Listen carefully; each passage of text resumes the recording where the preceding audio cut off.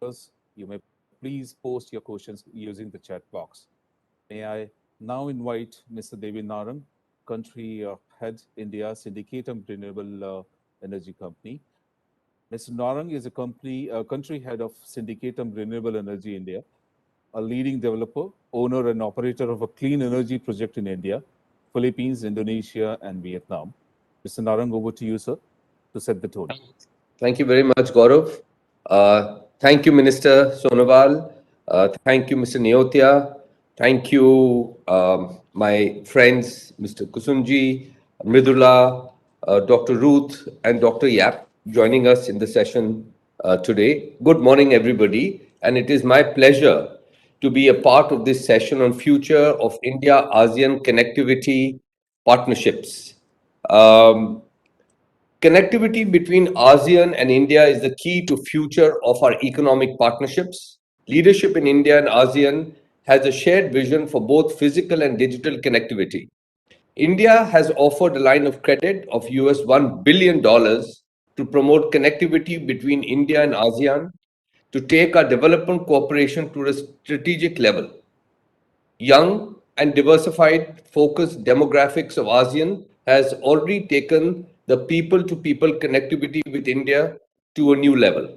There are a number of infrastructure projects linking India and ASEAN which are in progress, including the trilateral highway connecting India's northeast to Thailand, the Dawai deep sea port in Myanmar, and the Kaladan multimodal transit transport project.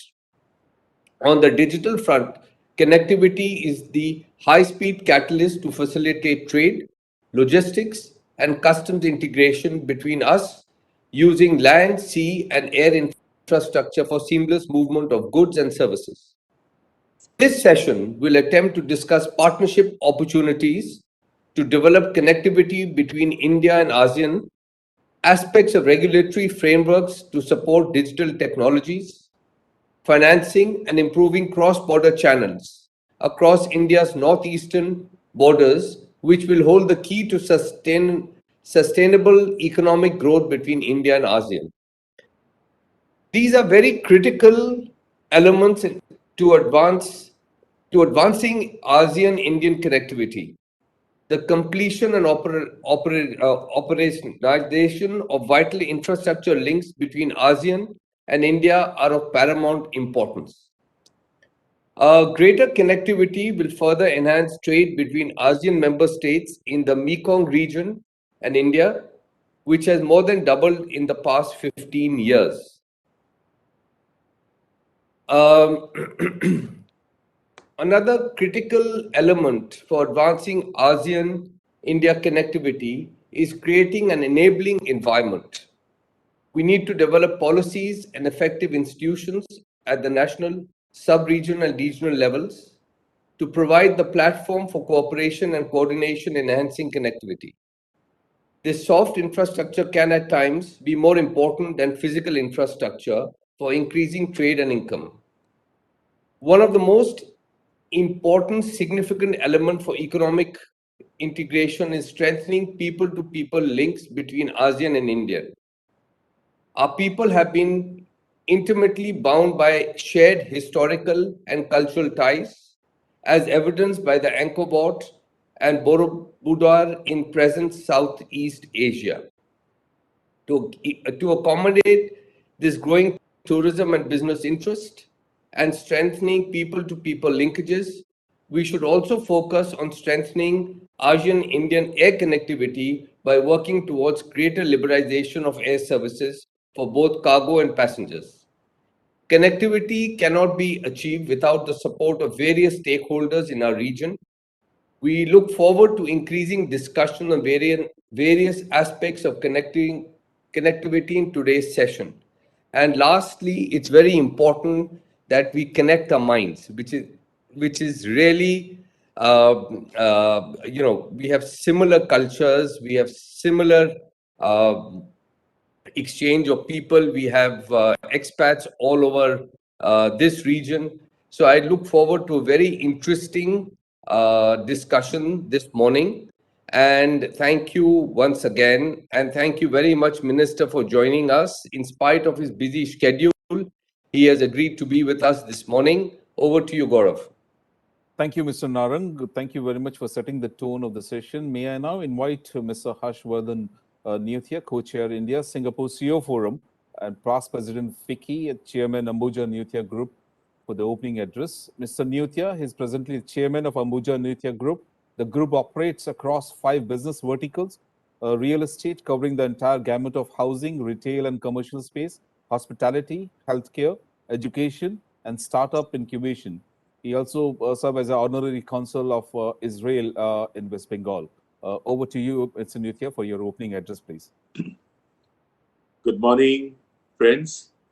Honorable Minister, Mr. Sarbananda Sonowal, Minister of Ports, Shipping and Waterways and Ayush, Mr. Devin Narang, Ms. Mridula Iyer, Mr. Isidro Kusunji, Dr. Ruth, Dr. Yap, other friends, ladies and gentlemen.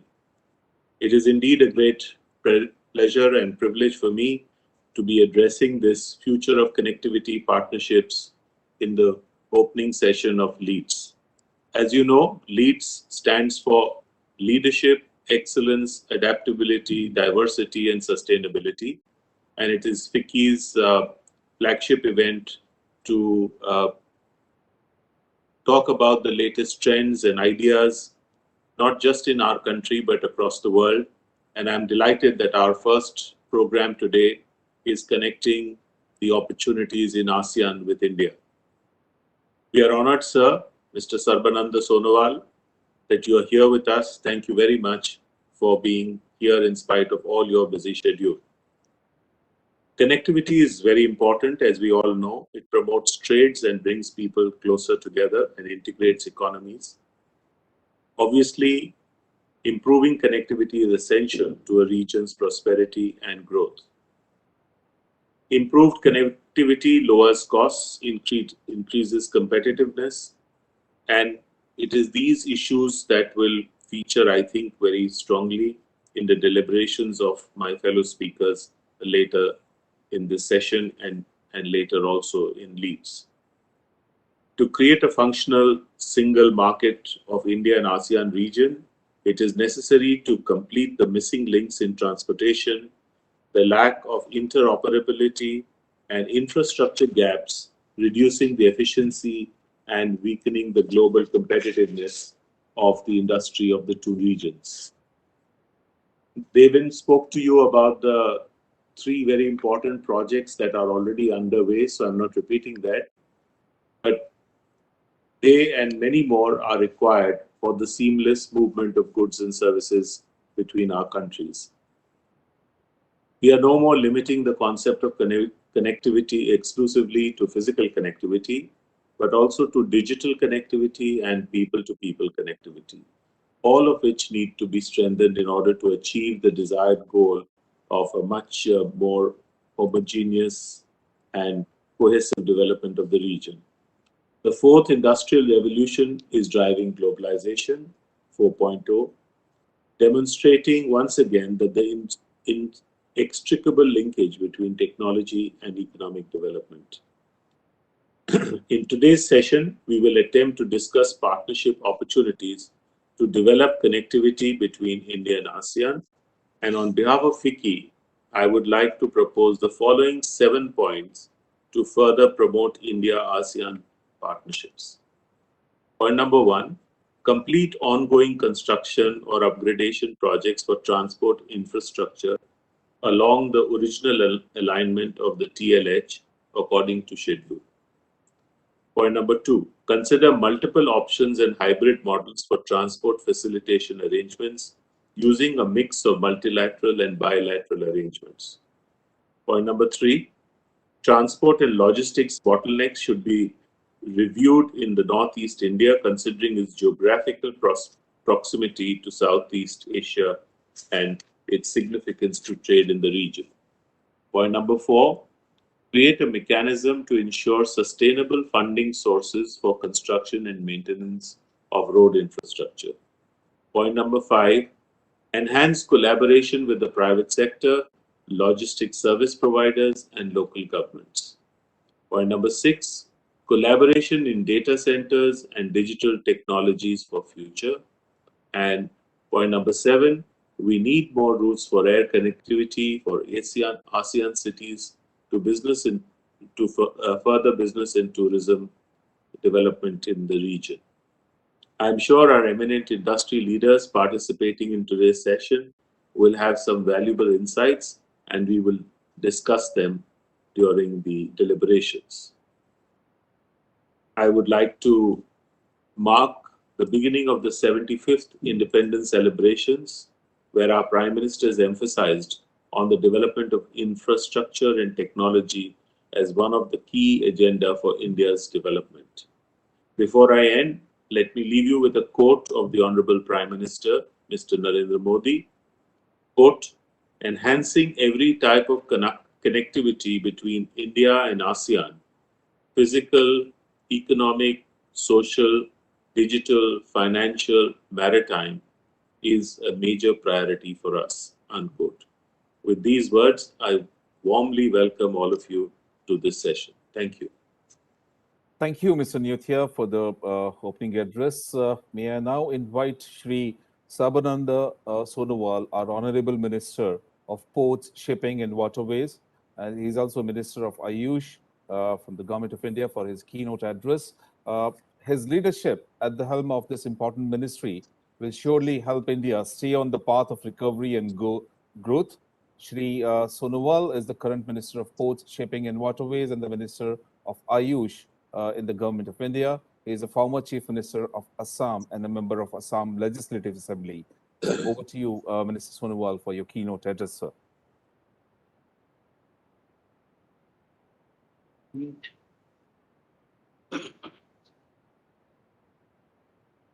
Thank you, Gauravji.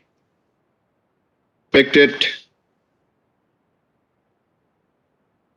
Harshvardhan Neotia-ji, respected Devin Narak-ji, respected Madam Mridula Ayar-ji, respected Mr.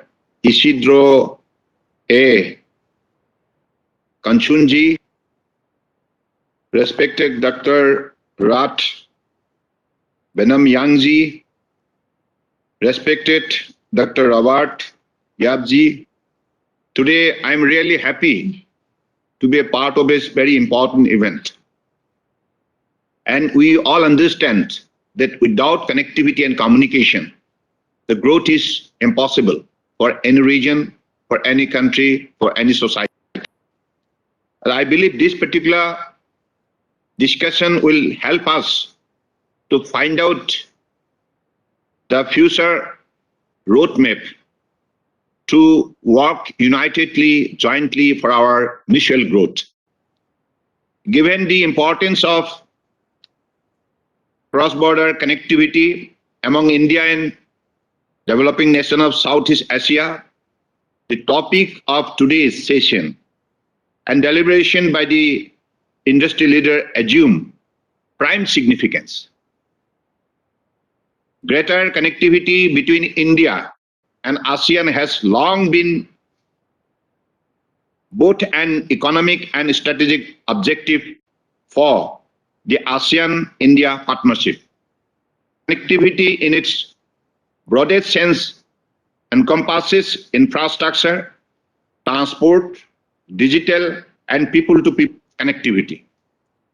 This provides the information channel through development impulses can spread across the region and can add to the dynamism of economic and social progress of both India as well as ASEAN countries. It has been always emphasized in multiple platforms that nation would not be possible to realize the full benefit of the regional free trade cooperation agreement without proper connectivity. India-ASEAN Free Trade Agreement is central to India's swing engagement with her turn neighbors. Accompanying the growth will be an increase in the demand of national and international infrastructure for both production and consumption and for international trade purposes. Undoubtedly, failure to respond to this demand will slow down India's trade and hamper the growth process. India has helped construct two key stretches of the 1,360-kilometer trilateral highway in Myanmar, but work on several other sections and the upgrade of nearly 70 bridges has been held up by a variety of factors. We believe the highway, which will run from More in Manipur to Mae Sot in Thailand, will allow it to access market across the ASEAN region and boast people-to-people ties. In order to give boost to border trade, we need to look at setting up national transport facilitation committees of members countries to facilitate cross-border transportation and trade. Formalize border administration, facilitating movement of goods and people through better border administration. The physical connectivity between India and the neighboring South Asian countries will enable small and medium-sized enterprises in the border areas to explore new business opportunities.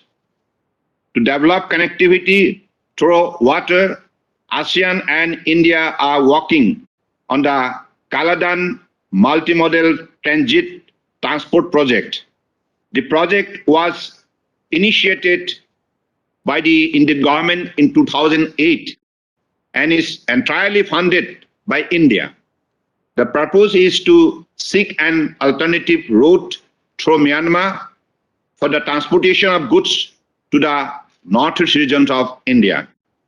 The KMMTTP connects Kolkata in India to Situate and Aletwe in Myanmar by sea and river respectively. We need to realize India and ASEAN are fast growing consumer market with a growing class and young population that is increasingly digitally connected. As such, beyond movement of goods, physical connectivity, it is also important for both regions to explore ways to enhance digital connectivity. Grappled by data necessity, the government of India has been making efforts to turn India into a global data hub through various policies and reforms. India's data center industry is expected to add 560 megawatt during 2001 to 2023, leading a real estate requirement of 6 million square feet. As the data center landscape continues to evolve, the industry is expected to grow exponentially to 1,007 MW by 2023 from 447 MW. There has been increasing emergence of data centers of ASEAN companies leveraging renewable energy sources to increasingly power their data center in India. With a growing reliance on digital connectivity, demand is likely to ramp up further due to the imminent rollout of 5G LOT link device, data localization, and cloud adoption. ASEAN countries recognize the benefit of regional connectivity and added the Master Plan of ASEAN Connectivity 2005 focus on 5 strategic areas: sustainable infrastructure, digital innovation, seamless logistics, regulatory excellence, and people mobility. In the face of COVID-19 crisis, the ASEAN economic ministers have agreed to resolve to strengthen a long-term supply chain resilience and sustainability, including through better transparency, agility, diversification, and the implementation of the Master Plan on ASEAN Connectivity 2025. India has consistently maintained that the connectivity with ASEAN is central to its Act East policy. If the MPSC 2025 is implemented successfully, digital technologies in ASEAN will have grown to more than $100 billion by 2025. Technology will be adopted in the region in a bigger scale. Efficiency in business and governance will be a notch higher, and product and services from the region will stand a stronger chance of competing in the global market. In order to progress on digital trajectory, ASEAN countries have to focus on strengthening its digital infrastructure and the talent pool with advanced digital skill. Indeed, the full potential of ASEAN digital transformation still lies in the future, and there is immense potential for cooperation between India and ASEAN in this region. ASEAN countries should consider partnering with India for better integrations of digital economies, and both the countries should enable the sharing of data and avoid data localization. There should be greater impetus to accelerate our efforts to integrate our digital realm and enable more seamless flow of data, services, and payment. India's engagement with ASEAN should therefore be driven by and focus on expanding the digital connectivity between the two. Given India's solid digital infrastructure and booming digital economy, a rejuvenation of the Act East policy by engaging ASEAN through digital means would prove advantageous. It is worthwhile mentioning that establishing connectivity will enable people-to-people connectivity through cooperation in business and tourism. We cannot ignore that the flow of ASEAN passengers coming to India has been much lower than the Indian passenger going to ASEAN or transit through ASEAN. Hubs like Bangkok, Singapore, and Kuala Lumpur, equipped with bigger and performing airlines, continue to attract passengers and air cargo from India. Today, out of 10 ASEAN countries, only 5 ASEAN countries like Malaysia, Myanmar, Singapore, Vietnam, and Thailand have direct flight with India and vice versa. For the rest, 5 ASEAN countries, Cambodia, Indonesia, Laos, PDR, the Philippines, and Brunei, there is no direct flight but have interconnection from other airports, of which Indonesia and the Philippines are 2 prominent ASEAN countries with which India has substantial business and tourism interest. We need to focus on greater air connectivity to enhance tourism in unexplored area of ASEAN countries. Tourists from ASEAN countries are mainly interested in Buddhist pilgrimages in India. However, there is huge potential in other tourist destinations in India, such as cruise, heritage and culture, spiritual and medical tourism. We need to speed up the regional connectivity project with ASEAN countries to give boost to our bilateral trade. In addition to this, we are also looking at early review of the agreement, which will help achieve the true trade potential between the two sides. The review is expected to include issues such as custom procedures, exchange of data, and further realization of trade.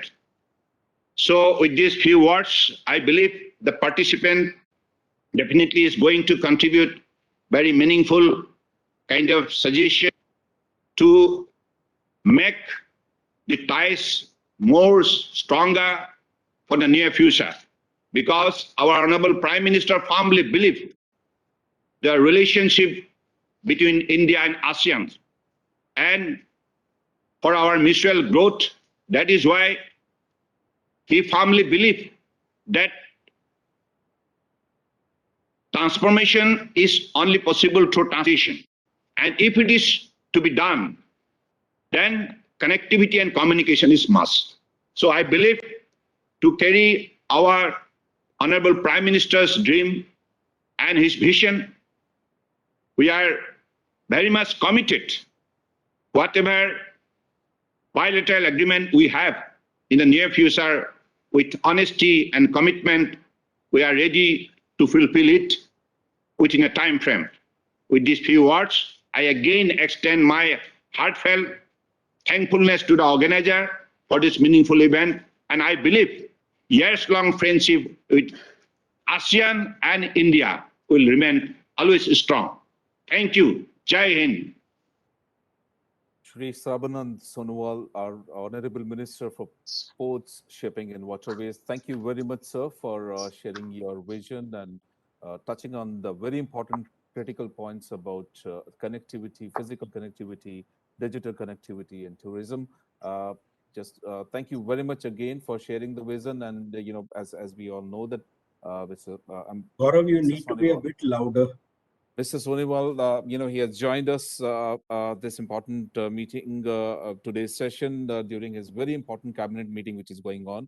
So, Minister has to leave for the cabinet meeting. So, thank you again for your support and vision. Uh, Now, I would like to invite Ms. Mridula Iyer, Managing Director and Head of Treasury and Trade Solutions, City India, for her address, being at the helm of affair of one of the most iconic financial service company. Your outlook and vision on digital connectivity will be insightful for setting a roadmap for India ASEAN alliances on connectivity. Ms. Iyer is Head of Treasury and Trade Solutions for Citi South Asia, covering India, Bangladesh, and Sri Lanka. Over the past 22 years, she has worked in multiple roles in diverse businesses across cash management, trades, security services, and compliance. Over to you, Ms. Iyer, for your address, please. Thank you. Thank you, Honorable Minister, and a very warm welcome to all the participants and my fellow panelists. The Honorable Minister spoke about digital connectivity between the two geographies. So I am going to further on that topic share my thoughts and our experiences and what we are seeing happening in this particular area. In the years to come, I believe that our ability to connect consumers, businesses, and payment networks between ASEAN and India is going to be very critical in our ability to accelerate digital growth in both the economies. Today, if you look at ASEAN and India, there are various similarities between these two geographies, and there are common factors that are key to digital acceleration. First is the demographic dividend. Both economies have young, digitally native, digitally savvy population and a growing middle class affluence, which is very key to economic growth.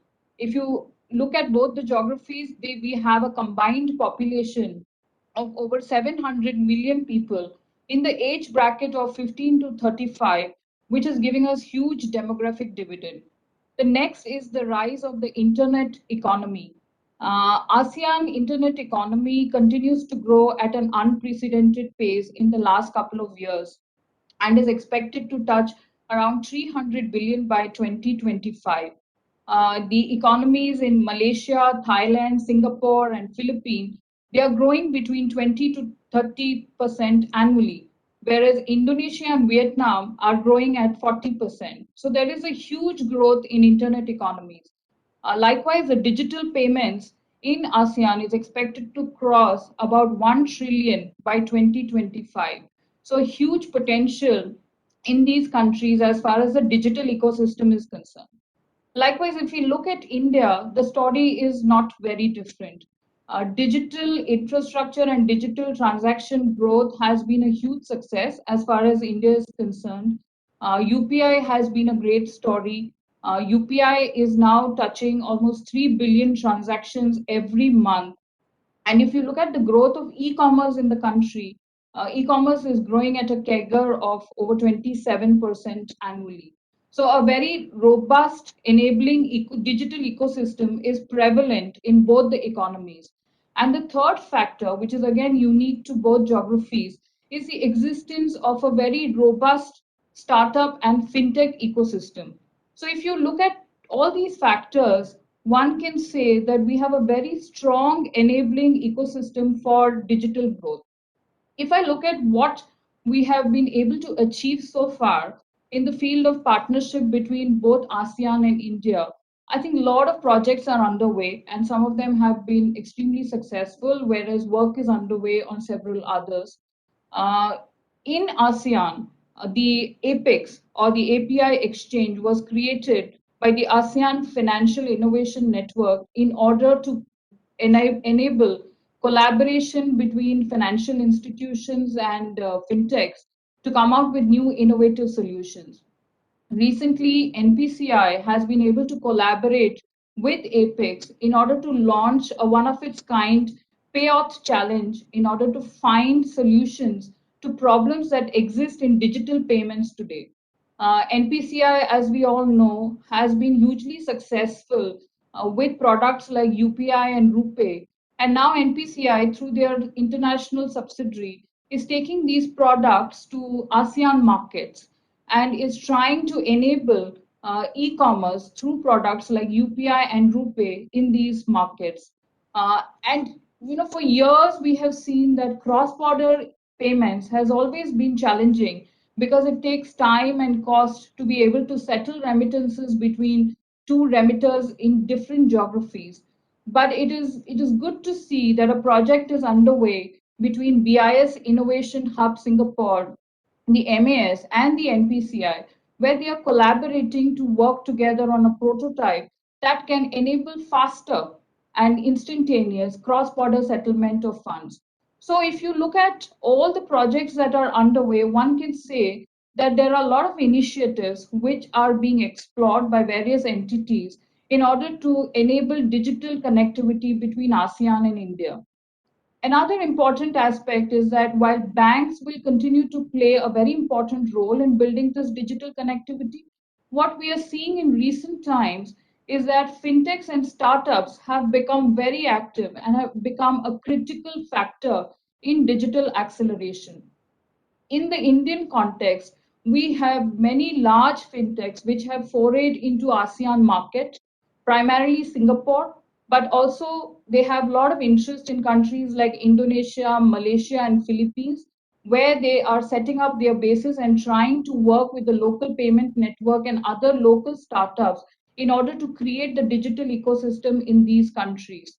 So in what we are seeing is that more and more fintechs are growing across borders, both into ASEAN, and fintechs from Singapore are coming into India and collaborating with local payment bodies to create an enabling infrastructure which is going to support the consumerism and the digital e-commerce explosion that we are going to see in the coming years. So in summary, I would like to conclude by saying that digital commerce is going to explode in the coming years, and consumer behavior is going to change, and business needs are going to evolve around digital needs of consumers. And therefore, it is important for both ASEAN and India to create a digital infrastructure that will support the consumer needs and will also support businesses as they try and pivot to new business models. And when we look at this growing need, it is important not just for the government and the regulators to come together, but also for banks, fintech, and other payment entities to collaborate to be able to build solutions that will meet the changing business needs and the changing consumer needs. That is kind of what we are looking at in the future, and I think there is a lot of work that needs to be done while some amount of effort is underway. there is a lot that needs to be focused. The minister spoke about some of the initiatives, and in the immediate future, banks and financial institutions and fintechs will have to work a lot more to deliver on that front. With that, Gaurav, thanks, and back to you. Thank you, Ms. Ayer. Thank you for sharing your inputs. May I now invite Mr. Isidro Kusinji, Chairman and President, DMC I Holdings, and Chairman of a Philippines Overseas Construction Board, for his address, being at the helm of affair of one of the most iconic company for the last 33 years. Your outlook and vision to ensure sustainable future in infrastructure and construction sector will be beneficial for the future of India-ASEAN connectivity partnership. Mr. Kasanji is the chairman and president of DMCI Holdings. He is also the chairman of Philippines Overseas Construction board member of the Construction Industry Authority of the Philippines, and the member of the board of directors of many other prestigious organizations in Philippines. Over to you, Mr. Kasanji, please.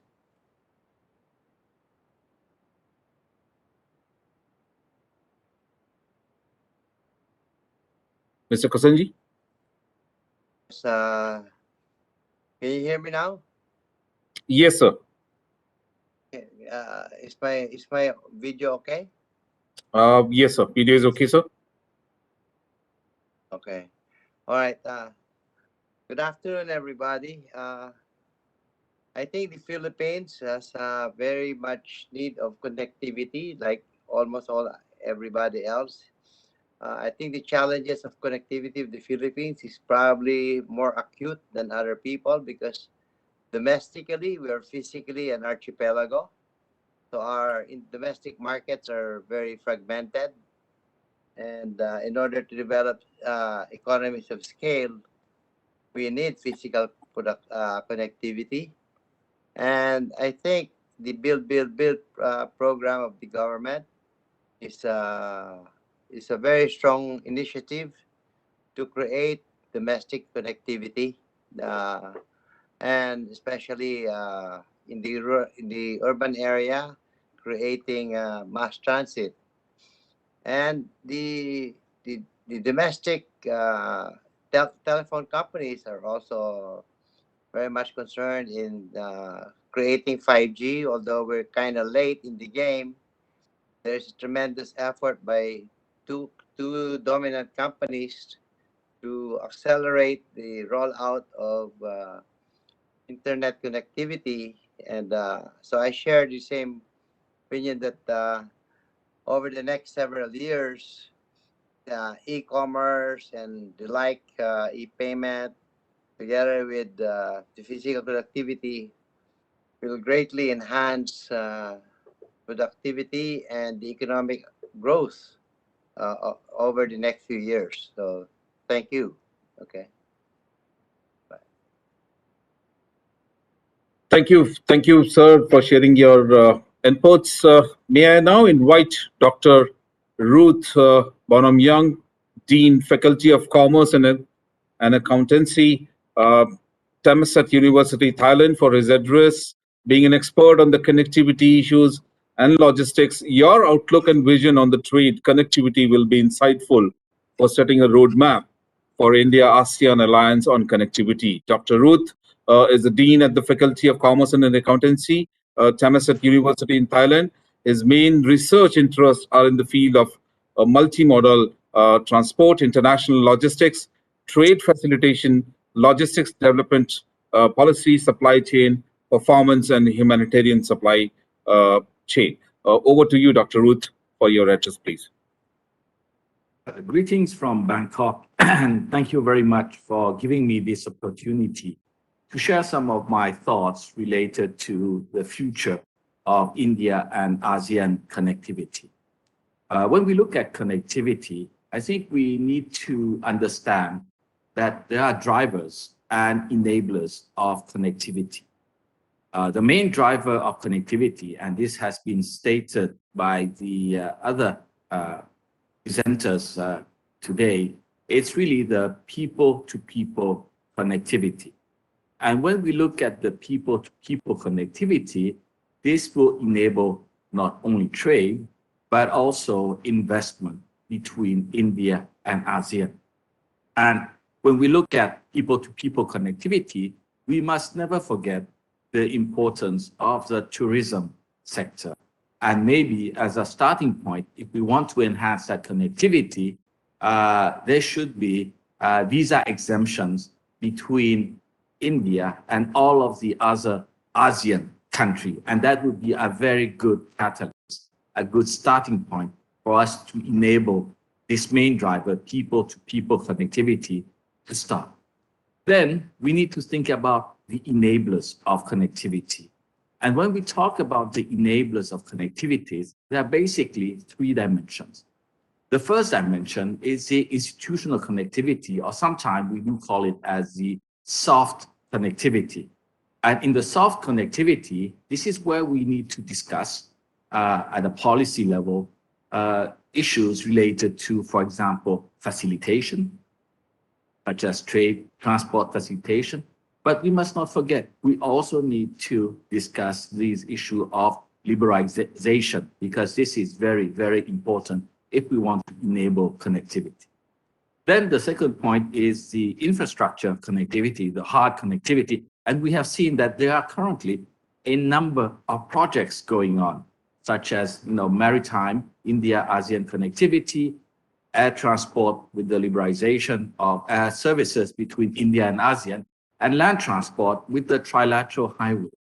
However, there's very limited mention of the role of the logistics service provider, because you may end up having that physical connectivity, but if you have no one that is able to manage the flow of goods between India and ASEAN, then it's a bit pointless. So there's also a key role that needs to be played by the transport providers, by the logistics service providers, and this is something that also needs to be discussed. Maybe it is time to set up a forum between the service providers between India and ASEAN. ASEAN has the Association of Freight Forwarders. Maybe it's time to talk with the professionals in India. And last but not the least, it's a digital connectivity. And we do see that digital is disrupting so many things. But in many ASEAN countries, I think one thing that we must not forget is the digital infrastructure and then the interoperability between the various systems. Especially if we think that in ASEAN, we have the ASEAN single window. Can this be further expanded to include ASEAN +1? That means India. So overall, we see that there are a number of initiatives being done for us to be able to have enhanced India-ASEAN connectivity. But the reality is that it is still not sufficient.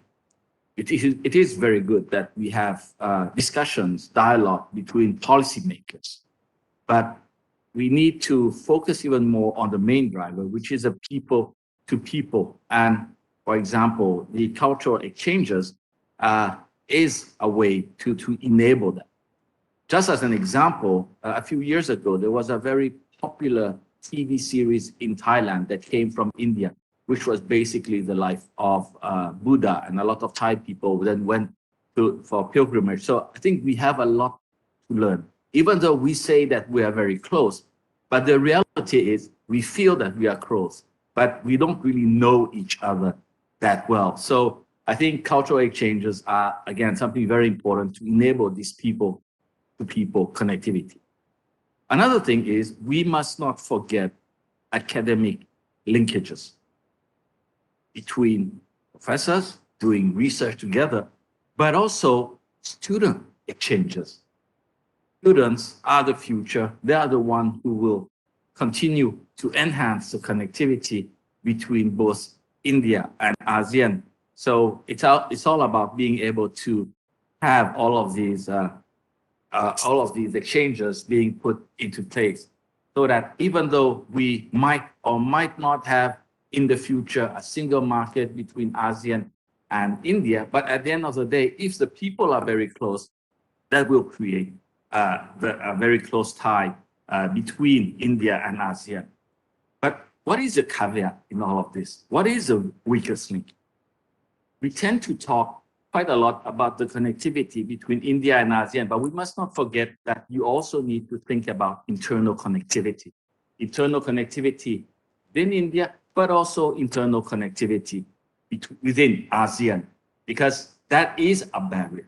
That is a barrier to the enhanced connectivity between India and ASEAN.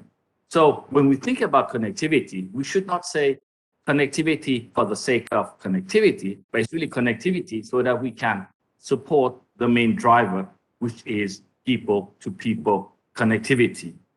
From the perspective of Thailand, with the trilateral highway, Thailand does consider itself as a springboard to link with the rest of maritime ASEAN. So I leave you with this proposal from Thailand, and hopefully we will be able to have enhanced, better connectivity in the near future.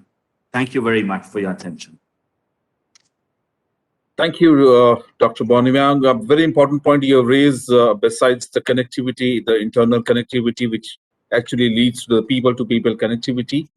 Thank you for your address. May I now invite Dr. Robert Yap, Executive Chairman, YCH Group, Singapore, for his address. Being at the helm of affair of one of the most iconic Singaporean company, your outlook and vision on the trade connectivity will be insightful for setting a roadmap for India-ASEAN Alliance on connectivity. Dr. Yap is the Executive Chairman of YCH Group, Singapore's leading end-to-end supply chain management company with operations spanning across Asia Pacific. Over the last 4 decades, he has played a pivotal role in the logistics and supply chain field. Over to you, Dr. Yap, for your address, please. Thank you. Thank you very much. Thank you. I'd like just to start by thanking Vicky for organizing this fantastic event and also for giving me the opportunity to speak, especially when the topic on ASEAN and ASEAN India is something very close to my heart. If you look at today, I mean, the trends that are happening, there are 2 really major trends that will impact what we're talking about and what connectivity can really do for both ASEAN and India. I think the first one, I think, has been said quite a bit in terms of digitalization. I think we all know that today, with the advent of e-commerce, we have things like O2O, online, offline, or offline, online. We have all kind of digital fulfillment, last mile, and all those things are changing, right, the way that the traditional supply chain and fulfillment works. So with this in mind, I thought it is very important for us, so as we talk about connectivity, how are we going to in a way shape our connectivity through our infrastructure, our seamless flow and so on, to be able not to tackle just our traditional kind of complex issues, even though we are facing, but also in the area of how this entire landscape is transforming, right, into the O2O space. I think that's also a very important part. The other one that I was alluding to is really more into the area of manufacturing. I know ASEAN now is actually growing very well in terms of the manufacturing, especially with the tension between China and the US. So a lot of shift, right? I think India also benefits to a certain extent. A lot of shift of manufacturing supply chain comes from China into ASEAN, and major beneficiaries countries like Vietnam, Indonesia, and Thailand. So I think some of these countries, even Malaysia, right? So these countries are now going through what we call a kind of a demand, right, in terms of this manufacturing, and how do we actually look at supply chain, right, manufacturing supply chain best practices to be able to help companies to orchestrate the supply chain and make products in the country that is cost-effective and fastest time to market. I think these are some of the things, and these are common, right, whether it is India or ASEAN. So I thought if the India and ASEAN were to work collaboratively, I think there are even more synergies that each of the region doing it together. I think this is something that I thought there will be low-hanging fruit and opportunity to explore. So I want to spend a little bit of time on looking at the connectivity equation. How do we actually connect besides the people, besides the borders and so on? I think we are looking at connectivity in a few areas. In YCH, our vision is about creating that logistics superhighway, right? That is about connecting physical, connecting information, that's data, and connecting financial flows, right? So these are our integrated flows. And you see that over the years, we built a lot of award-winning solutions along the effect, all right? of having that visibility of supply chain, the visibility of materials flow, visibility of demand, all right, so that we could then predict and know how to position inventory to the right amount, to the right place, right, so that we could actually effect that ultimate fulfillment. I think these are a lot of things that that's been happening, and I just like to share a little bit. I'm on my role in ASEAN because I have been in the ASEAN Business Advisory Council since the inception, about 17 years ago. I think what happened is that when I chaired the ASEAN Business Advisory Council, it rotates around, right? So in Singapore in 2018, we came up with the legacy project, which is the fifth legacy project that ASEAN Business Advisory Council has put forward, which we name as SG Connect. Right? SG means Smart Growth.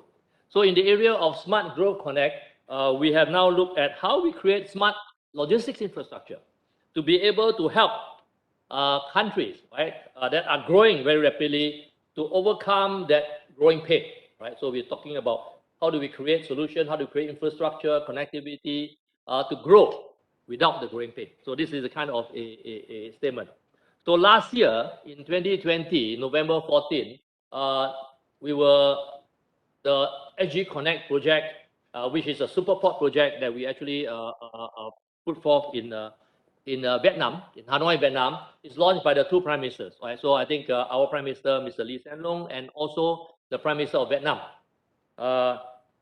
Nguyen Xuan Phuc. So I think that's the project that has been at a very high level, endorsed by the ASEAN leaders, and this is going to be a legacy project that will lead not just one country, but the entire ASEAN community in terms of looking at smart logistic infrastructure like the Hanoi Superport that is actually now being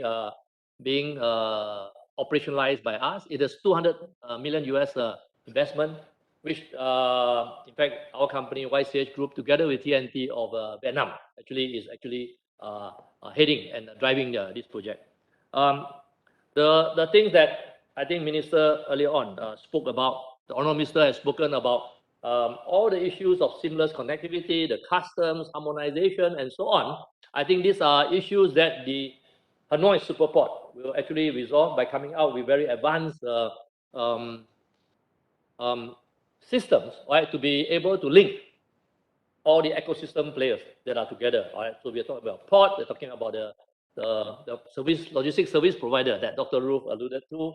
We are talking about customs, right, where the revenue collection is very important. We're talking about the suppliers, right, to the customers, as well as the manufacturing entities that are all looking at part of the entire ecosystem.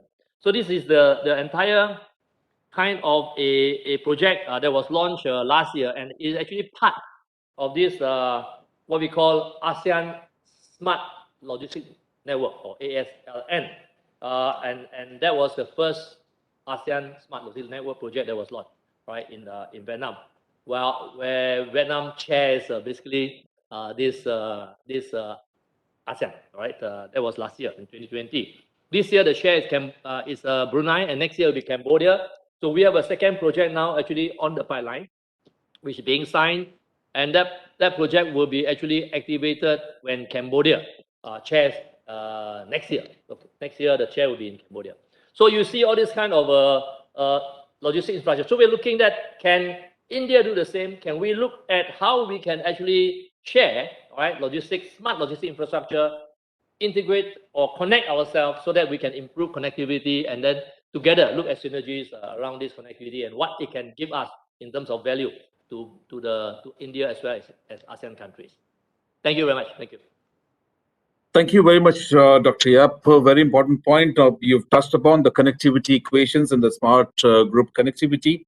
Now we have reached the second part of today's session, which is a open discussion between our key speakers today. So I would like to invite Mr. David Narang to moderate the open discussions. Over to you, Mr. Narang. Thank you, Gaurav. Thank you very much. Actually, it's been a very exciting morning, really, and a lot of food for thought on the table. I'd like to start with asking Mridula a question. And ladies and gentlemen, We have, I think, more than Gaurav, 1,000 or 1,500 participants as I was looking at the list. Yep. And therefore, there are a lot of questions coming in. So I'm just trying to, while each panelist was speaking, I was trying to note down the questions as they were coming in through the FICCI consolidation box. And I put down some questions from the audience, which I'll ask as we go by. Mridula, you very interestingly spoke about digital connectivity, demographic dividend. Very interesting to know that 700 million people between the age of 15 and 35 in the ASEAN region, and how the whole economy is growing at double-digit growth in terms of digital or the internet usage. Um, I think we all agree that India's ASEAN engagement needs a digital push. Can you share your views on on how India can expand digital connectivity with ASEAN and the role that banks can play on this front, considering India has a solid digital infrastructure, a booming digital economy, and it's really the transforming the digital landscape of ASEAN. So, what role can banks play in enhancing all this? Thank you, David. I think that's an interesting question because as I was referring to in my talk, that we're seeing that the digital acceleration is coming from customers and businesses. So there is a huge demand, and the explosion of commerce and internet economy is ensuring that we accelerate this digital connectivity between the two countries, two geographies. Now, everybody, I think, in my view, has a role to play. India, I guess, has a huge experience because over the past 7, 8 years, we have been able to successfully set up a very digital, robust infrastructure. If you look at all our payment systems, we have 24 by 7 RTGS, NEFT, UPI. So there is a lot that we can share our experience in setting up this digitally robust infrastructure with ASEAN markets because ASEAN markets and countries have now started making their foray into real time instantaneous payment.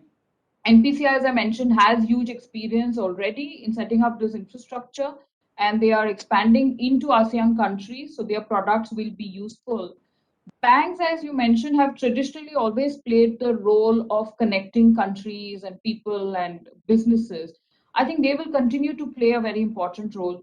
The only change that I see is that banks will have to accelerate some of their solutions into more digitally innovative solutions because the client needs are changing.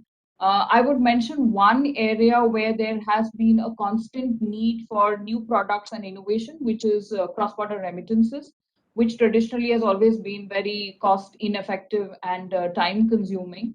I guess banks have a very important role to play, and City itself is working on projects whereby we are trying to connect our branches into the local, faster, instantaneous payment networks that are there in various countries so that we can make cross border remittances more seamless.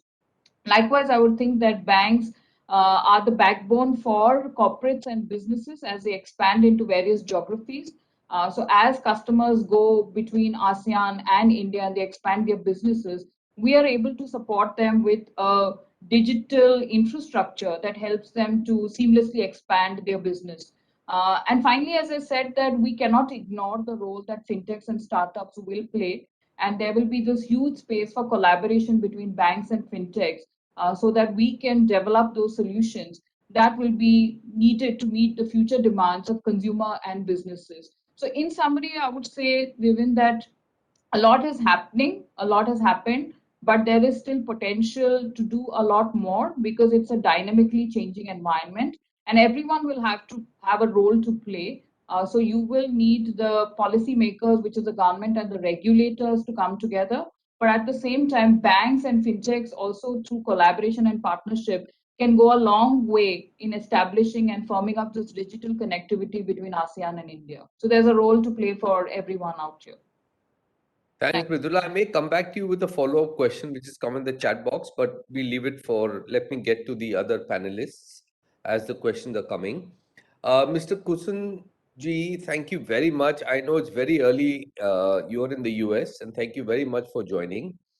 One of the questions which has come up specifically for you from the audience is that as we continue to push for better connectivity with Southeast Asia through the connectivity projects under Act East policy, we would like to hear your views on how essential is physical and soft connectivity for building India-ASEAN ties. Hello. My opinion is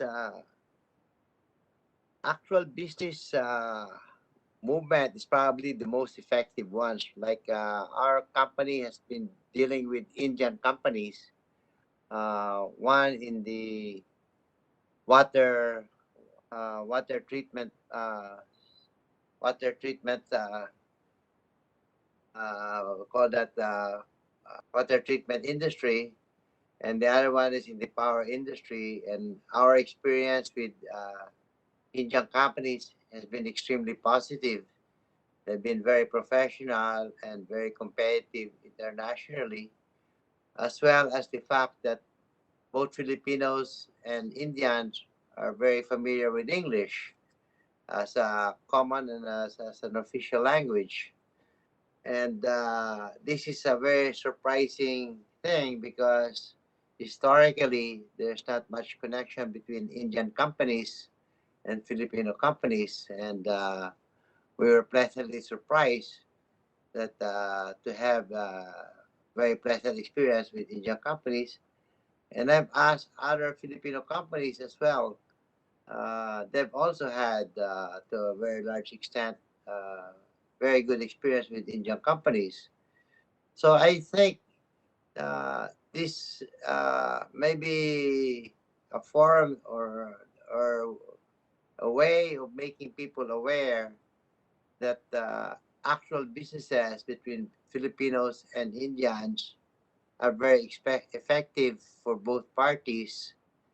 Would probably be, in my opinion, the most effective way by word of mouth or by social media to encourage more of the same, rather than talking about broad policies that has no concrete basis, I mean, I personally been very happy with our relationship with Indian companies.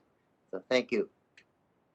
Okay, that's very comprehensive. Thank you very much. Now, if I may turn to, and I may call you Professor Ruth, it just sounds better instead of doctor. Very interesting. You spoke about drivers, enablers, institutional connectivity, infrastructure connectivity. Very important point to set up a forum. I think Ficky's made a note of that. But I'll come to the question which we've tried to sort of couple of questions which we've combined together. And as you know, the connectivity is now a buzzword, not only in this webinar, but between ASEAN countries and India. How can connectivity between India and ASEAN be further developed? Okay, you spoke about a lot of things in your opening remarks. How can it be further developed? And what are the biggest connectivity challenges between India and ASEAN you see today? Thank you. Thank you for this question. You're very right. Connectivity is a buzzword, and it has been a buzzword for quite some time. But the thing that we need to understand is that connectivity in itself is a complex concept. That within connectivity, you have quite a number of dimensions that are involved. If you ask me, how can we further enhance connectivity? I think it would be very, very important to look at it from what we call a triple helix perspective. So what is a triple helix perspective? It's basically the private sector working with the government and academia together. However, in the way how the triple helix work, it's a private sector that takes the lead. And then the policymakers are in fact the enablers that will enable the actual trade flows, the investment, or even the people-to-people connectivity. But as we know, quite often, private sector and policymakers may have different perspective. So this is where academia comes in, a bit like a referee in the middle, because academia doesn't have any special interest. So academia can play a role of being like the person in between with a scientific approach to the various requests from the private sector, and also to help the policymakers to make sure that it is of benefit to everyone. And this needs to be done, I would say, at two levels. First level is nationally, and then the second level is maybe as a joint event between India and ASEAN itself. But of course, this type of institution, and that's another problem, is we tend to have a lot of institution, and sometimes things do not move forward. And I think that, again, is a challenge in itself. So when you are asking me, what do I see as the biggest challenge at the moment, I think it's a challenge of perception. There's a lot of opportunities if we're able to enhance India and ASEAN connectivity, but how many people are actually aware of those opportunities? And there is a whole, I would say, marketing campaign, awareness campaign that needs to be done so that everyone will see the benefit of this enhanced India-ASEAN connectivity. It's a very big project, it's very nice work, but awareness is probably the first step to reduce those challenges. Thank you very much. Absolutely, I agree with whatever you have said. Coming to you, Robert, you have mentioned the logistics superhighway, the legacy project between Singapore and Vietnam, and of course, going into Brunei, Cambodia, and look forward to having, can India do the same? Now, could you share your thoughts on the role of smart logistics infrastructure to strengthen supply chain and trade connectivity within the ASEAN region and the countries around them? Also, how do you think this is essential for promoting competitiveness, inclusiveness, and enabling the ASEAN regions to be one formidable economic bloc, enhancing its position on the global value chain? Thank you, David. Yeah, I think when we actually mooted the idea of this legacy project, it is actually private sector driven, but very much supported, right, by the government, especially the government from two countries plus the ASEAN government. I think the whole idea is to build a smart logistics infrastructure like the superport in Hanoi that can then set the kind of a bearing, right, the leadership for all the other countries to follow. So when we call it a smart superport, it's not a port per se, but it is actually an inland port, right, combined with a supply chain nerve center that is all hub together to be able to fit the manufacturing industrial park. Like in this project that we're talking about in Hanoi, there are about 20 over industrial parks that are actually very near to that facility. And then we are also near to the airport. And then there's also a rail link, right?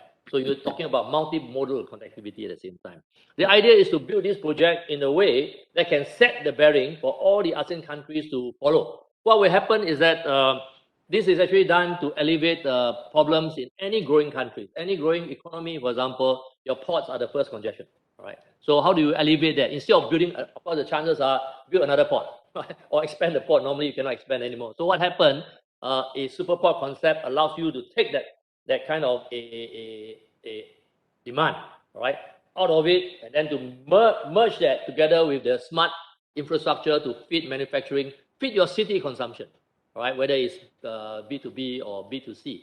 So these are the kind of a projects that are very exciting. So I am just thinking that moving up to the future, can India also be part of that kind of a connectivity? So if we work together, ASEAN has 10 or more of this kind of a smart logistics infrastructure, super ports and so on in each of the ASEAN countries.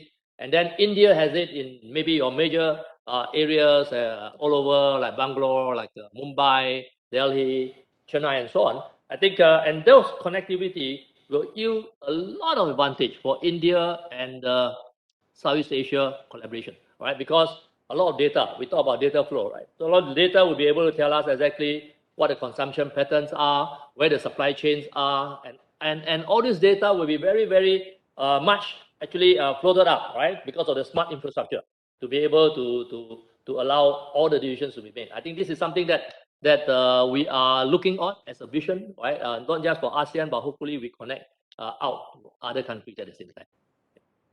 Great. Our timekeeper is now sending me messages, sir. Don't ask any more questions.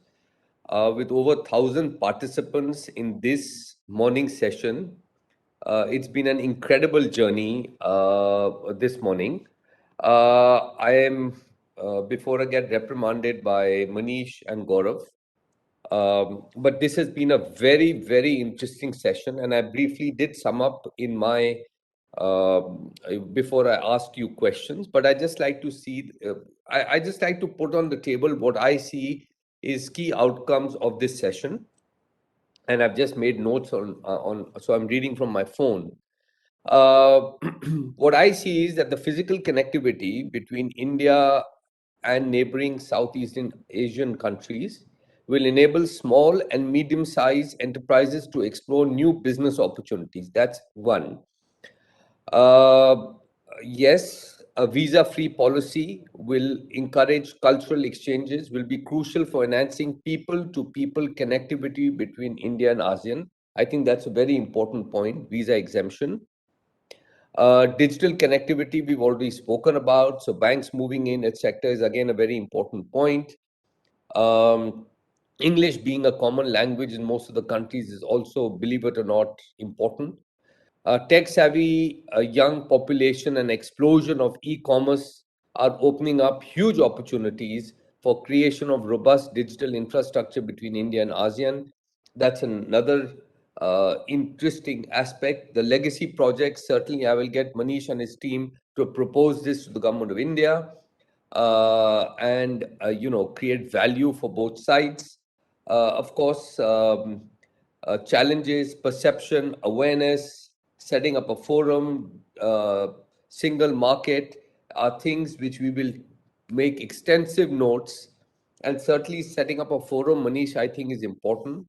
Having said this, we have exceeded the time, I believe, by 4 minutes. But thank you very much.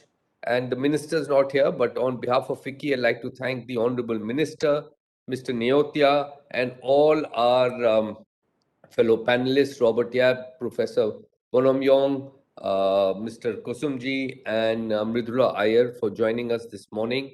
And thank you to FICCI for putting this panel together and making it the opening session very exciting. I hope the coming sessions exceed the 1,000 participants. Over to you, Gaurav. Thank you very much, Mr. Narang. A special thanks to our partners, Iram Group, TCS, Trigen Technologies, Citigroup, Google, Jindal Steel and Power Limited, Vivo, Ambuja Nithya Group, EMS HR Solutions, Grameen ITL World, Mahindra & Mahindra, NSDL, Panasonic, State Bank of India, UK, and Sun Group and Unifor. And thank you everyone for attending this session. Please remain logged in for next session on the future of global manufacturing partnership with India starting in a few minutes. The session will talk about leadership vision on providing an opportunity for the world to reimagine their manufacturing partnerships with India. With this, this is the end of the ASEAN session. Have a good day and please remain logged in for the next session.